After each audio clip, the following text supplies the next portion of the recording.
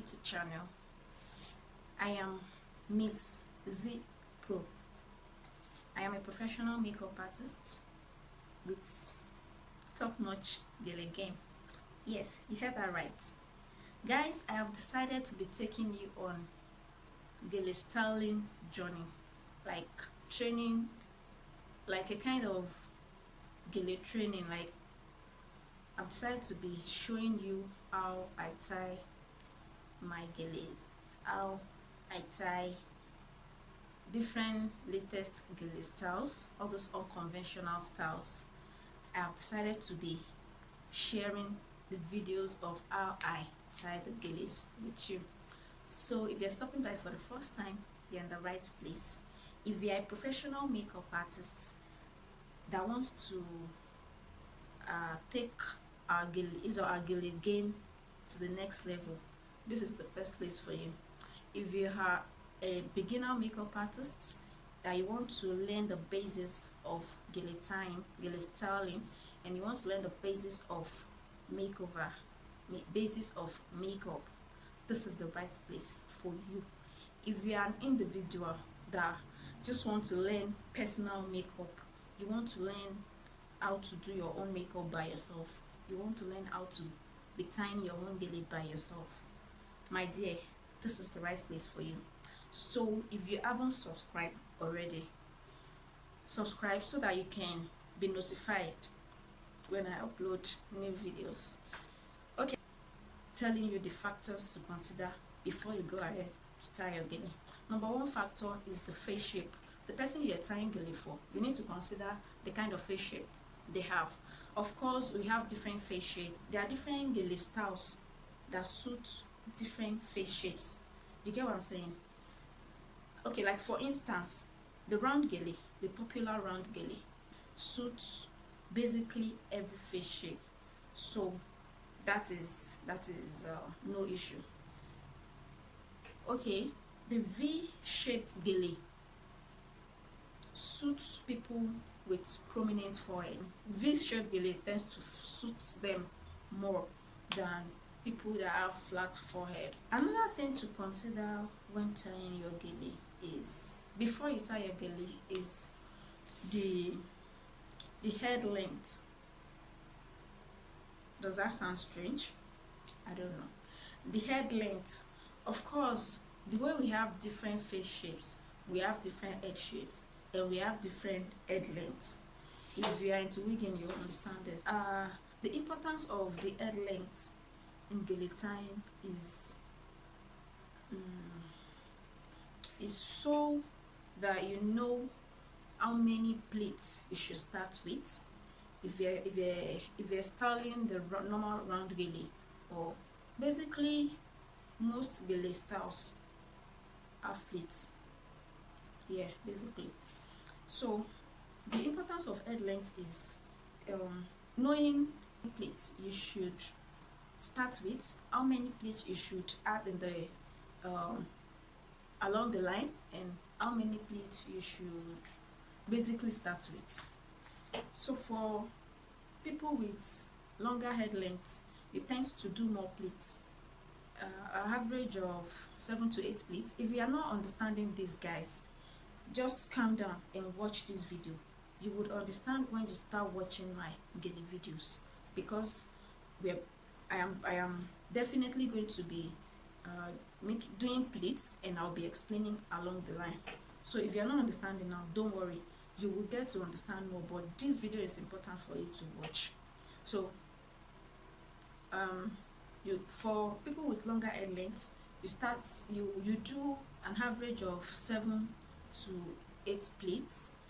Then for people with shorter head length, you do lesser, like 5 averagely. Now another factor to consider is the hairstyle the person have on. The person you're tying gele for, the kind of hairstyle they have on their head. For instance, braids, especially big braids. When people have big braids on, gele don't sit well on their head. It doesn't have Now, it doesn't have that 100% fitting you want. The best hairstyle to tie gele with is the natural hair.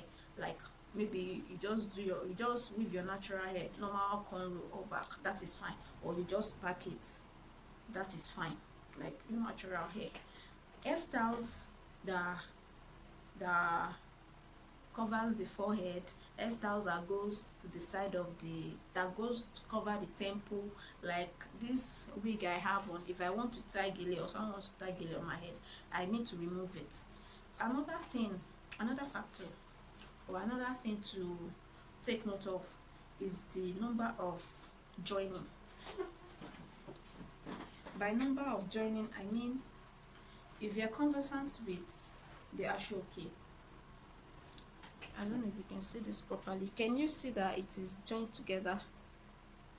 So I have three layers joined together here. You can have it in 4, you can have it in 5, you can have it in 6. But to tie unconventional gele styles, you need averagely you need 4 joinings. 4 joinings for the gele to come out big and very fine. And the length of the gele too matters, which is where the measurement comes in. So for gele measurements, it's not as if when you want to tie gele, you start looking for tape rule or measuring stuff or ruler or anything. No, it is a kind of logical something. So for you to measure your gele, any gele at all that you're working with, well, any gele you're working with at all, assume it is 100 inches. Now, don't forget, in clothing measurements, they use inches, yards, trousers, and all. But in gele tying, we consider inches, and sometimes we convert it to yards. Now you know that a yard, I don't know, I'm talking about Nigeria. If you're in Nigeria, you understand this. I don't really know how measurement works in other countries. So if you're working with the ashoke, any gele material at all, I forgot to mention it.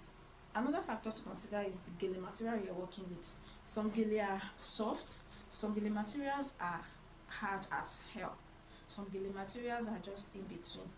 But the softer the gele, the easier it is to work with. Like this gele I'm holding now, you can see it is soft.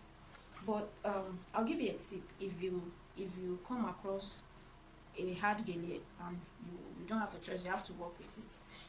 You just twist the gele like this. You twist it from one hand to the other hand. Twist it firmly as if you're squeezing wet cloth to get rid of all the water content. So you squeeze it, you squeeze it firmly, you squeeze it as long as it can go. Then you release it. That way it will be softer if it's a very hard material. Now as I was saying, any gele material at all you're working with, you assume it is 100 inches. Don't forget, 1 yard is 36 inches. If you fold 100 inches, like 100 inches, if you fold it into 2 halves, like this, if you fold it into 2 halves, that makes 50 inches on each side. 50 inches here, 50 inches here.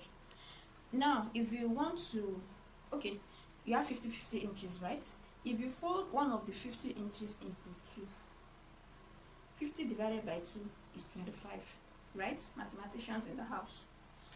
50 divided by 2 is 25. So if you know I'm holding it, I was holding it in the middle, where the middle, exactly where the 250 meets. So I will hold it there, then I will fold one of the half into another half. So I fold it into half and I have 25. Now 25 from this end to this end, from this end to this end, that's 25. So from this end to the remaining end, that makes 75. I hope I'm not confusing you guys. So what I have here is 25, 75. Okay, now if you want to do any measurement at all, because in my Gele videos I'll tell you the measurements I use. Like for instance, let's say I mention 65, 35. This is how to measure 65, 35. Fold your Gele into 2 equal halves. That makes it 50, 50. Fold one of the halves into another half. That makes it 25, 75. Okay guys, 25, 25, then 75 inches. This is where they join. This is where they meet. So from where they meet, I have 75, 25, and I need 65, 35. So this is what we do. These two fingers, the index finger and the middle finger, we stretch it, open it like this. Assume this is 5 yards. So from where the 25 and 75 meet, I'll start from there towards the 75. Since I have 25, I need 10 to add to it to make it 35, right? So I'll start from where the 75 and 25 meet, and I will assume this is 5 inches, and start counting 5 and add it. I'll start measuring 5, 5, 5 each time with my finger until I reach 35. So guys, don't forget, I have 25 inches there, 25. To make it 35, I will just start from where it meets towards the 75. So 25, this is 25, this is where they meet, this is where the two sides meet. So 5 inches plus the 25 that I have on ground, that makes it 30. Okay, that's 30, 70. 75 minus 5, that's why I'm left with 70. And 25 plus 5, that's why I have 30. So I'll do this again. 5 inches, that's 30 plus 5. Do you get it, guys? So right now I have 30 plus 5, that's 30, this is 35, and 70 minus 5 is 65. So I have 35, 65. From this junction to this other end, that's 65, and from the same junction to this other end, that's 35. So whichever measurements you want to make at all. Some Gele styles require you to use 50-50, some Gele styles require you to use 60-40, some 70-30, some 75-25, some 60-40, some 65-35, some 90-10. You get what I'm saying? Like for 90-10, you fold your 100 into 2 equal halves, you have 50-50. Okay, that's a longer way. For 90-10, you drop it 100%, start from 0, 5, 10, then you have 10, 90. Do you understand, guys? So whatever measurements you want to use at all, that is how to go about it. I hope you understand, guys. The other time I was talking about the length of the Gele, what I was trying to say is that the longer the Gele, the taller, the longer the fabric length, the longer the length of the fabric, the higher your Gele tends to look. The length and the joining are what gives you height and size. When you see big Gele, you see tall Gele, it is the length mostly that is working. Then the length plus how many number of joinings you have, so that's it. Then for the length of the gele. How do you know if a gele is long enough or not? When you hold any gele, fold it into two halves. Okay, gele length range from, you can have 72, you can have 80, you can have 85. I'm talking in inches now. You can have 90. 90 is like the required length to tie unconventional styles. Now, if you for you to know what length is your gele without using a tape rule or something or any measuring, when you hold your gele, don't forget 1 yard is 36 inches, 2 yards is 72 inches. So for you to know, we are just doing rough calculation here. It doesn't mean it will give you that exact measurement when you use tape rule, but just like a rough sketch, a rough measurement of what you're working on. So how to know the length of a gele? There are different ways, but I'll just explain one so that I don't keep this video too long. So when you grab your gele, any gele at all, fold it into 2 equal halves. Fold it into 2 equal halves and hold it on both ends using your 2 hands. Hold it like this. Put one hand on the middle of your chest, in between your breasts, and you stretch your hand. You stretch your hand like what I have here. If your hand, look what I have here, my hand makes a straight line, and the gele is not left,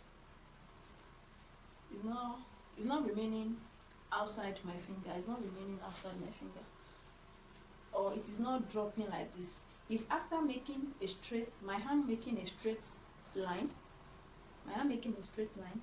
and the gele is still like this, like it's still dropping, that means you have like 2.5 yards. That's like, if it is really dropping, that's like 2.5 yards, that's like 90 inches. But if you have like this particular one, I hold one hand on my chest, the other hand like this, and I stretch my arm. You can see I am left with a straight arm, and the gele is slightly dropping. Mind you, you can have it this way. After stretching your arm, all you have is the gele 2 is straight.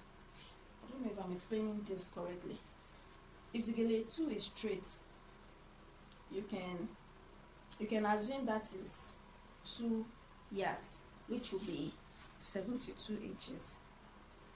Now, if the gele is, when you put one hand on your chest and you hold the other hand, and you cannot make a straight line with your arm, the gele is not long to make a straight line with your arm, that means the gele is not up to 2 yards. But basically, a good length to work with for unconventional styles is 2.5 yards, which is 90 inches. 90, guys, 90. So that is that, guys. I hope I passed a message across. I hope you understood something. I hope you're able to get something. I hope I've communicated. Thank you guys for watching.